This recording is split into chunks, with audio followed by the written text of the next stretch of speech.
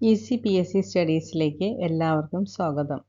ഇന്ന് SCERT 7th ക്ലാസ്സിലെ പാഠം 9 ഗാന്ധിജിയും സ്വാതന്ത്ര്യ സമരവും എന്ന പാഠത്തിലെ 50 ക്വസ്റ്റ്യൻ ആൻസേഴ്സുകളാണ് ഇവിടെ ഡിസ്കസ് ചെയ്യാൻ പോകുന്നത്.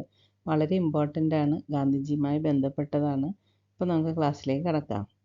ഒന്നാമത്തെ ക്വസ്റ്റ്യൻ, ഗാന്ധിയൻ കാലഘട്ടം അല്ലെങ്കിൽ ഇന്ത്യൻ ദേശീയ പ്രസ്ഥാനത്തിൻ്റെ മൂന്നാം ഘട്ടം എന്നറിയപ്പെടുന്നത് ഏത് കാലഘട്ടമാണ്? 1919 മുതൽ 1947 വരെയുള്ള കാലഘട്ടമാണ് ഗാന്ധിയൻ കാലഘട്ടമെന്ന് അറിയപ്പെടുന്നത്. അടുത്തത് രണ്ടാമത്തെ ക്വസ്റ്റ്യൻ, ഗാന്ധിജി ദക്ഷിണാഫ്രിക്കയിൽ നിന്ന് ഇന്ത്യയിൽ തിരിച്ചെത്തിയ ദിനം 1915 ജനുവരി 9-ാം തീയതിയാണ്. അപ്പോൾ ആ ദിനത്തിന് മറ്റൊരു പേരിൽ അറിയപ്പെടുന്നു പ്രവാസ ഭാരതീയ ദിനം എന്ന് അറിയപ്പെടുന്നു. ഇനി മൂന്നാമത്തെ ക്വസ്റ്റ്യൻ, അഹിംസയിൽ അധിഷ്ഠിതമായ സത്യാഗ്രഹ മാർഗത്തിനായി ഗാന്ധിജി സബർമതി ആശ്രമം സ്ഥാപിച്ചത് ഗുജറാത്തിലെ അഹമ്മദാബാദിലാണ്. നാലാമത്തെ ക്വസ്റ്റ്യൻ, ഗാന്ധിജി നേതൃത്വപരമായ പങ്കുവഹിച്ച ആദ്യത്തെ സമരം 1917 ചമ്പാരൻ സമരമാണ്. ഇത് ബീഹാറിലെ നീലം കർഷകർക്ക് വേണ്ടിയിട്ടാണ് സമരം നടത്തിയത്. ഇനി അഞ്ചാമത്തെ ക്വസ്റ്റ്യൻ, ഗാന്ധിജി ഇന്ത്യയിൽ നടത്തിയ ആദ്യത്തെ നിരാഹാര സത്യാഗ്രഹം 1918 അഹമ്മദാബാദ് തുണിമിൽ സമരമാണ് ഗാന്ധിജി ഇന്ത്യയിൽ നടത്തിയ ആദ്യത്തെ നിരാഹാര സത്യാഗ്രഹം. ആറാമത്തെ ക്വസ്റ്റ്യൻ, ഏതൊരു ഇന്ത്യക്കാരനെയും വാറണ്ടില്ലാതെ അറസ്റ്റ് ചെയ്യാനും രഹസ്യ വിചാരണ നടത്താനും വിചാരണ കൂടാതെ ജയിലിലടക്കാനും ബ്രിട്ടീഷുകാർക്ക് അധികാരം നൽകുന്ന നിയമം? റൗലറ്റ് നിയമം. ഏഴാമത്തെ ക്വസ്റ്റ്യൻ, ഗാന്ധിജിയുടെ ആഹ്വാനപ്രകാരം റൗലറ്റ് നിയമത്തിനെതിരെ കരിദിനമായി ആചരിച്ച ദിനം 1919 ഏപ്രിൽ 6-ാം തീയതിയാണ് റൗലറ്റ് നിയമത്തിനെതിരെ കരിദിനമായി ആചരിച്ച ദിനം. എട്ടാമത്തെ ക്വസ്റ്റ്യൻ, ജാലിയൻ വാലാബാഗിൽ ജനങ്ങൾ കൂട്ടം കൂടിയത് ആരുടെ അറസ്റ്റിനെതിരെ പ്രതിഷേധിക്കാനായിരുന്നു? Doctor Satyapal, doctor Saifuddin Kitchlew. ഒൻപതാമത്തെ ക്വസ്റ്റ്യൻ, ജാലിയൻ വാലാബാഗ് കൂട്ടക്കൊല നടന്ന ദിവസം 1919 ഏപ്രിൽ 13-ന്. പത്താമത്തെ ക്വസ്റ്റ്യൻ, ജാലിയൻ വാലാബാഗ് കൂട്ടക്കൊലയിൽ പ്രതിഷേധിച്ച് ഗാന്ധിജി ബ്രിട്ടീഷുകാർക്ക് തിരികെ നൽകിയ പദവി? Kaiser-i-Hind പദവിയാണ്.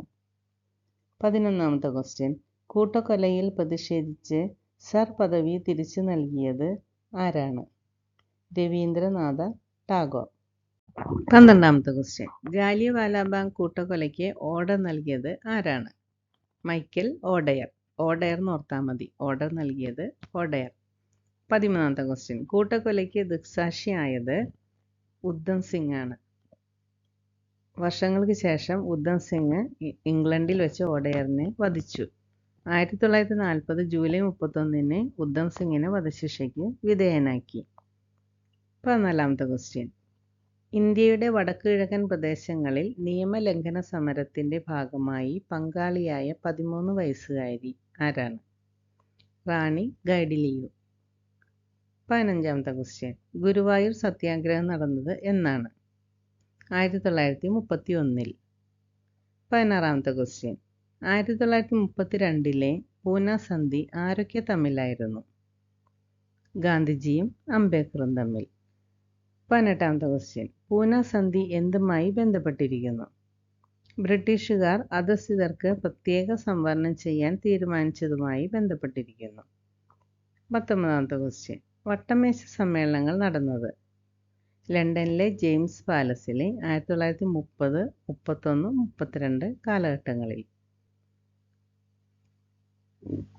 20-ാമത്തെ question, Gandhiji പങ്കെടുത്ത വട്ടമേശ സമ്മേളനം എത്രാമത്തെയാണ്? രണ്ടാമത്തെ വട്ടമേശ സമ്മേളനം, അതായത് 1931-ലെ വട്ടമേശ സമ്മേളനത്തിലാണ് ഗാന്ധിജി പങ്കെടുത്തത്. 21-ാമത്തെ ക്വസ്റ്റ്യൻ, ക്വിറ്റ് ഇന്ത്യ സമരം പ്രഖ്യാപിച്ച കോൺഗ്രസ് സമ്മേളനം?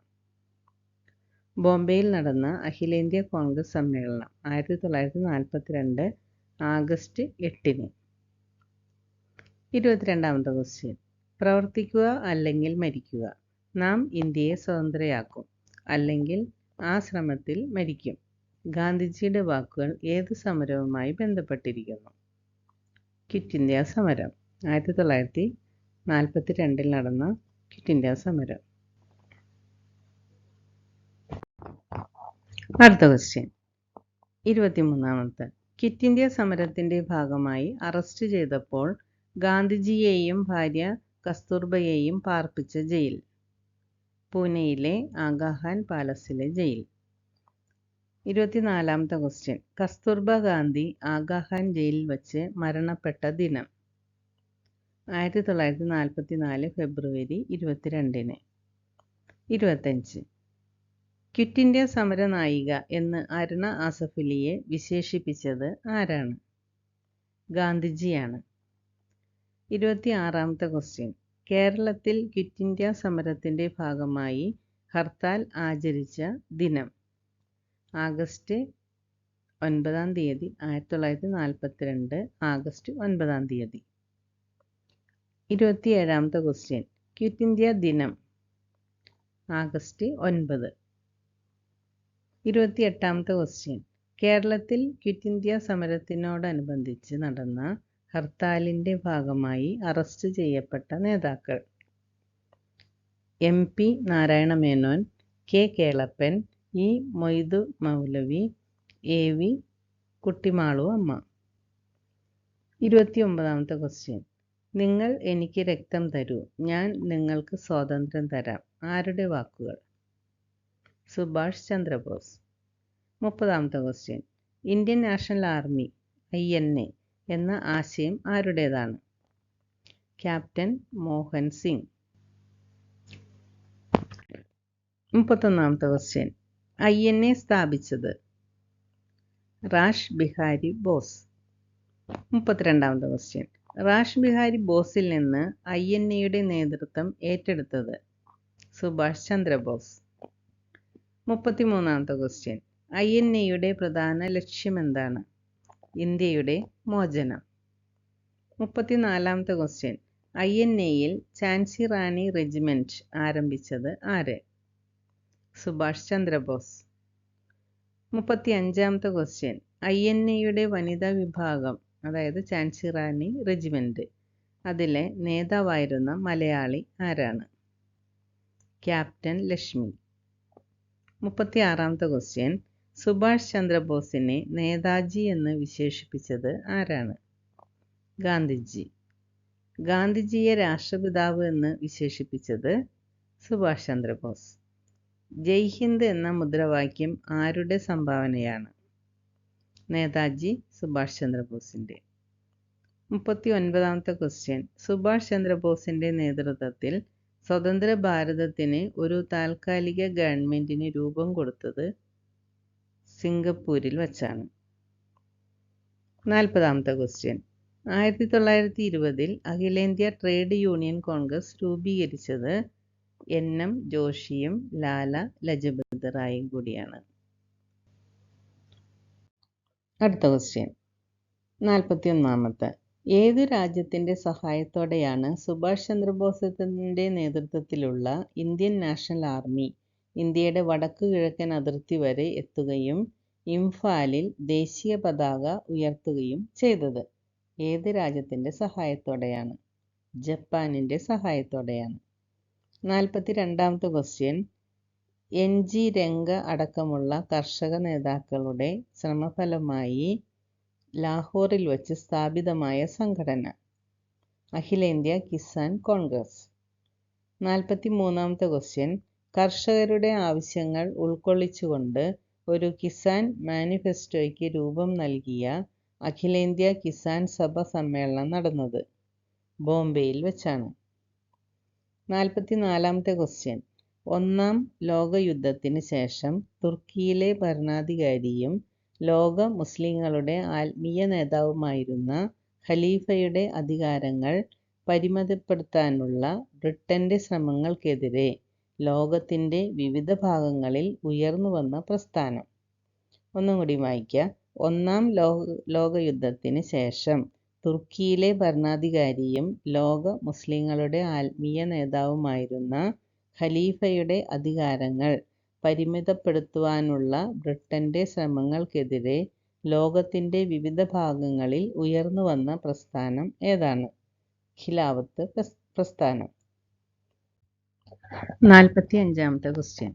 ഇന്ത്യൻ സ്വാതന്ത്ര്യ സമരത്തിൻ്റെ അന്തിമ ലക്ഷ്യം പൂർണ്ണ സ്വരാജ്, പൂർണ്ണ സ്വാതന്ത്ര്യം ആണെന്ന് പ്രഖ്യാപിച്ച സമ്മേളനം?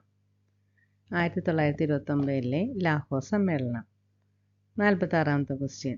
1929 ലാഹോർ സമ്മേളനത്തിൻ്റെ അധ്യക്ഷൻ? ജവഹർലാൽ നെഹ്റു. 47-ാമത്തെ ക്വസ്റ്റ്യൻ. ഗാന്ധിജിയുടെ നേതൃത്വത്തിൽ സിവിൽ നിയമലംഘനം ആരംഭിക്കാൻ തീരുമാനിച്ച സമ്മേളനം? അതും 1929 ലാഹോർ സമ്മേളനം തന്നെയാണ്. ഇനി 48-ാമത്തെ ക്വസ്റ്റ്യൻ. രണ്ടാം വട്ടമേശ സമ്മേളനത്തിൽ ഇന്ത്യൻ നാഷണൽ കോൺഗ്രസിനെ പ്രതിനിധീകരിച്ചത് ആര്? ഗാന്ധിജി. 49-ാമത്തെ ക്വസ്റ്റ്യൻ. വാഗൻ ട്രാജഡി ഏത് കലാപവുമായി ബന്ധപ്പെട്ടിരിക്കുന്നു? മലബാർ ലഹള. 50-ാമത്തെ ക്വസ്റ്റ്യൻ. നിസ്സഹകരണ സമരം ഗാന്ധിജി നിർത്തിവെക്കാനിടയായ സംഭവം ഏതാണ്? 1922 ഫെബ്രുവരി 4 ചൗരി ചൗര സംഭവമാണ് നിസ്സഹകരണ സമരം ഗാന്ധിജി നിർത്തിവെക്കാനിടയായ സംഭവം.